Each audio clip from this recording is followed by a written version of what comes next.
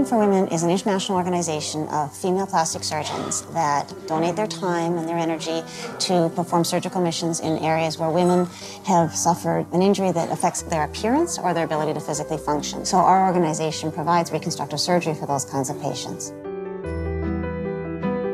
These are women who really need the assistance of not just the government, not just the hospital, but the whole world to come in and help them.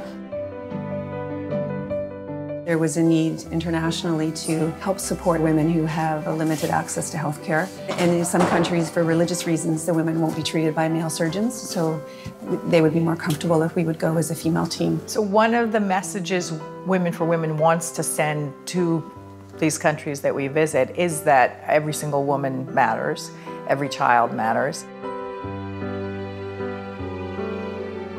I met Connie and Marita, the founders of our organization, at a national meeting.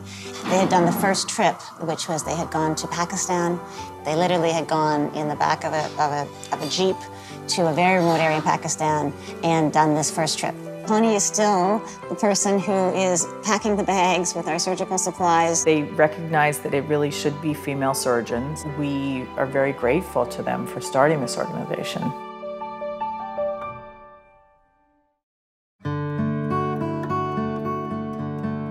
The collaboration has been great between Women for Women and Aga Khan and Muhimbili National Hospital. Over the next few days, we'll be operating on 35 women. They've all been hand-selected by Dr. Mreme and the team here. One of the most exciting things that's happening right now with Women for Women has been this really wonderful partnership with the Aga Khan Foundation. Locally, we have very few plastic surgeons. Probably we have 2 plastic surgeons in the whole country. So it's a great pleasure for us to have these plastic surgeons from United States and Canada. It's great working with them, and we are learning much from them.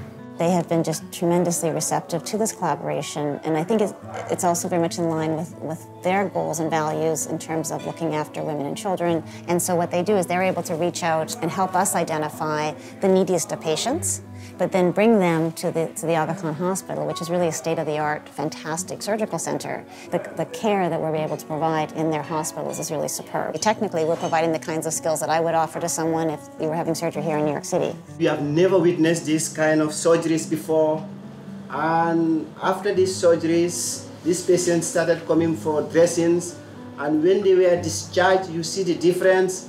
It was really a miracle.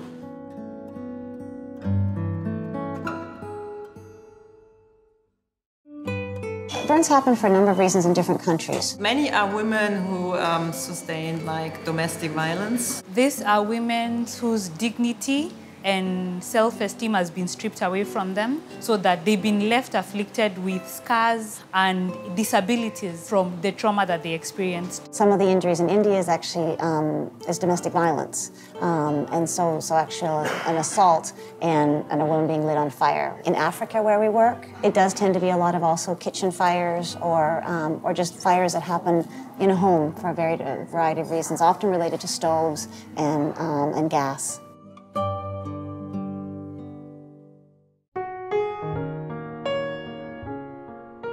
So if a woman has a burn or a child has a burn, if that burn is not treated, then what happens is as it's healing, at the joints, wherever the body will bend to allow the scar to contract, it gets stuck that way.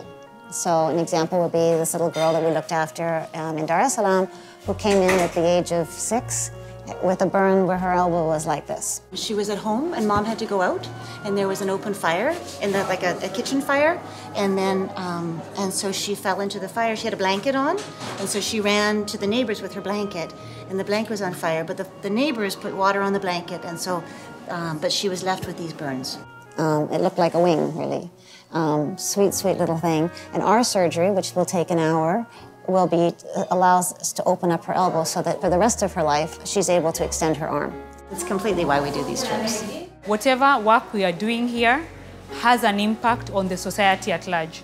Children who couldn't open up their fists, couldn't open up their elbows to write, to pick up a spoon and eat, can now feed themselves. That independence, so that's what we have been able to give them back.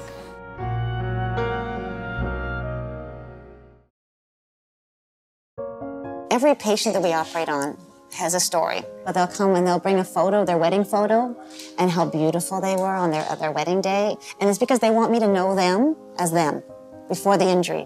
We can never make them exactly that person again, but we can give them hope, which is in itself an incredibly important thing. Many come back when we go on another mission to talk to us and show the result and that they are happy and they can actually go back to their normal lives.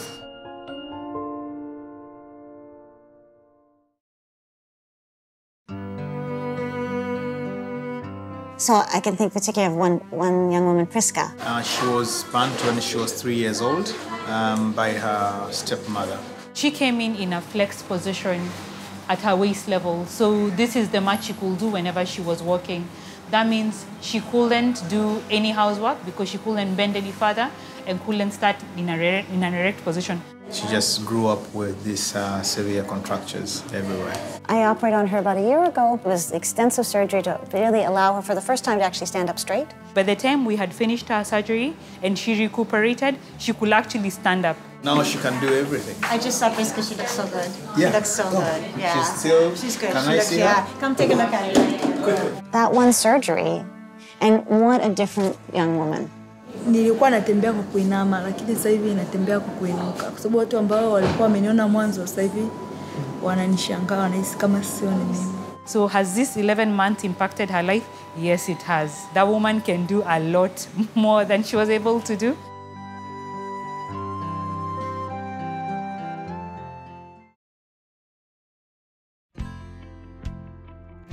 I'm planning to keep on doing missions forever, until I don't operate anymore. And then I'll carry the bandages. I think the potential for us to reach more women, and also from an educational perspective, to teach more local physicians is tremendous. In the countries that we visit, we have been very fortunate to partner with a lot of female doctors. Our preference would be to help train young doctors, so doctors who are in their residencies, and to the extent that we can partner with doctors in training or even medical students, we do. Yes, I think we are bringing hope and encouragement, and actually when you meet them the next time after the surgery, you can see that their lives have changed. You help a woman, you help her children, you help her family, you help her aging parents, because we know that women, when they are functioning well in their society, that lifts everybody up. My vision for women is that we won't need it anymore, but if I'm more practical, I would hope that we could get lots of female surgeons all over the world to continue to be interested in doing this work, and I guess spread the word and offer women and children hope. I think a lot of it is about giving women back their dignity, to give them some self-confidence again, to feel that they have a right to be there, that they're important, and that their injury didn't strip that away from them. That's a big part of what these surgical camps are about.